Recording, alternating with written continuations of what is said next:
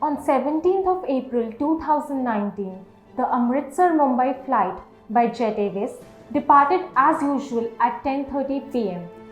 It would later land at the scheduled time past midnight in the early hours of 18th April in Mumbai. For the friendly crew, ground staff, security personnel, and many such support staff, workers, managers, and other executives who numbered more than 16,000, a significantly large number despite the many layoffs, it wasn't just any other flight, but end of a saga that began more than a century ago. Earlier that day, the company had announced the inevitable, yet something everyone was hoping and praying would never have to face.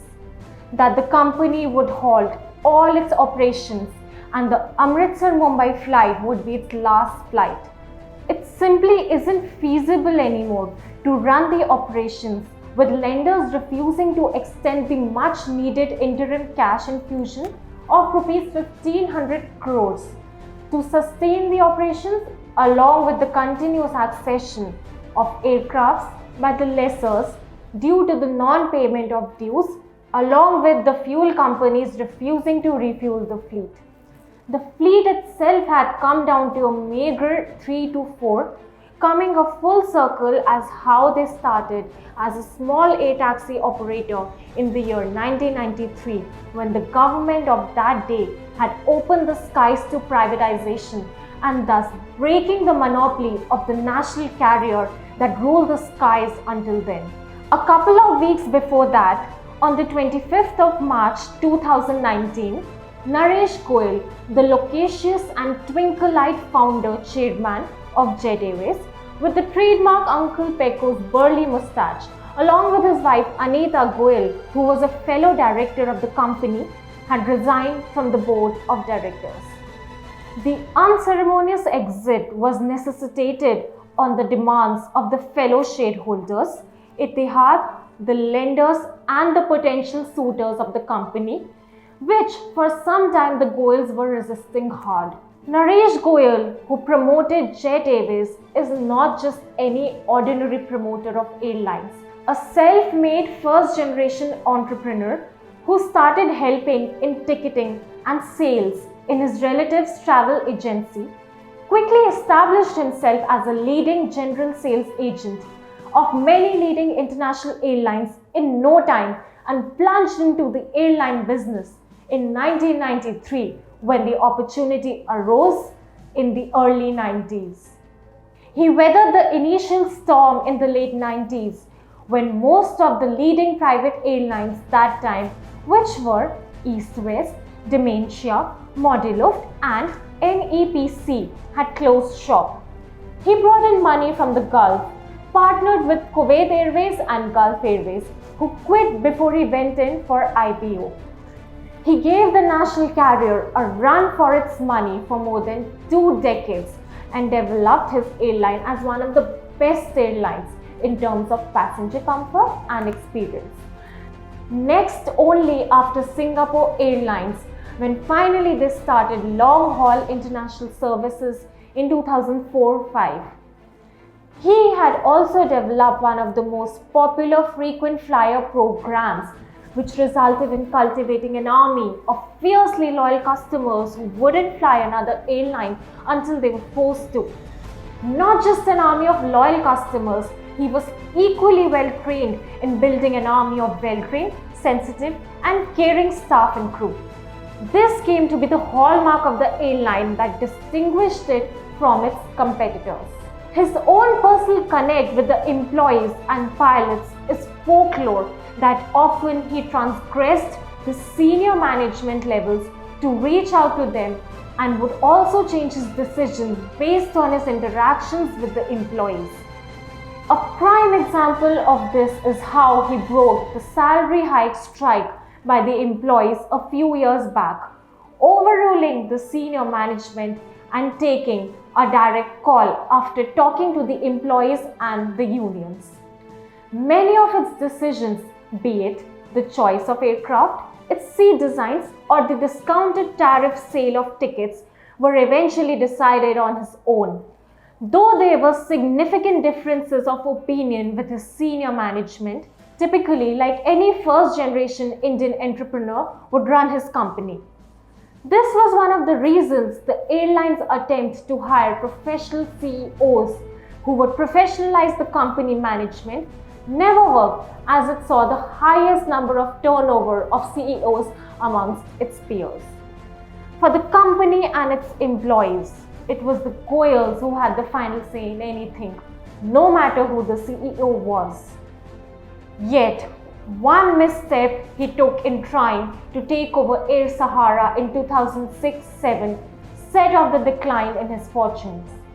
After betting big in that takeover, in his rivalry with Vijay Mallya's Kingfisher Airlines for market share, Naresh Goyal realized the gravity of the situation and wanted to pull out. However, the deposit money he had put in escrow account could not be taken back by court order, so he had to proceed with the transaction at a much lower negotiated value of rupees 1450 crores, down from the original price offered at rupees 2350 crores.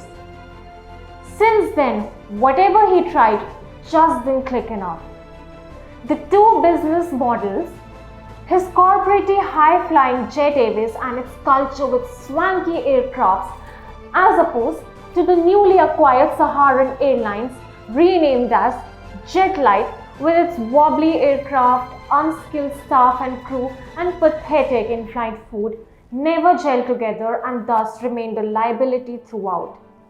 The subsequent industry downturn in 2009-10 and spiraling fuel costs forced Naresh Goyal to bring in Etihad as partner for 24% stake sale in 2013 to give him the much needed oxygen support.